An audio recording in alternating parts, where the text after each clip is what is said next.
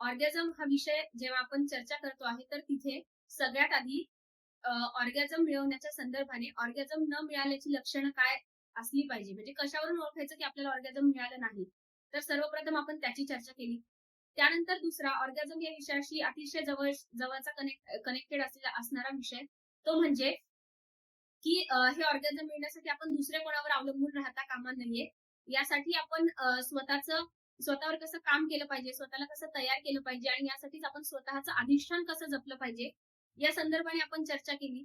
मग ही चर्चा पुढे नेत असताना आपण त्यामध्ये ही पण संकल्पना बघितली, की कारण का ऑर्गॅझम आपल्याला सेक्सद्वारे मिळत असतं किंवा सेक्स हा त्याचा एक सोर्स आहे आणि मग त्यासाठी आपल्याला आयुष्यात एका पार्टनरची गरज असते किंवा आपल्या मनामध्ये ज्या काही विविध प्रकारच्या टीनेजमध्ये असताना भावना निर्माण होतात, तर त्यालाच आपण प्रेम आणि म्हणजे ही जी संकल्पना आहे, प्रेमाची संकल्पना, तर ते प्रेम कसं मिळवायचं, खरं प्रेम कसं मिळवायचं, जेणेकरून आपल्या पार्टनरद्वारे सुद्धा आपल्याला ऑर्गॅझम अनुभवता येईल. म्हणजे आधी तर स्वतःच्या आत ते सोर्सेस शोधा आणि दुसरं की स्वतःच्या आत तर शोधाच, पण असा एक पार्टनर पण आयुष्यात जरुरी आहे, की जो सुद्धा तुम्हाला फक्त शारीरिकच नाही, तर सर्व स्तरावरचं इव्हन भावनिक, इव्हन मेंटल असं सर्व प्रकारचं ऑर्गॅझम देऊ शकेल.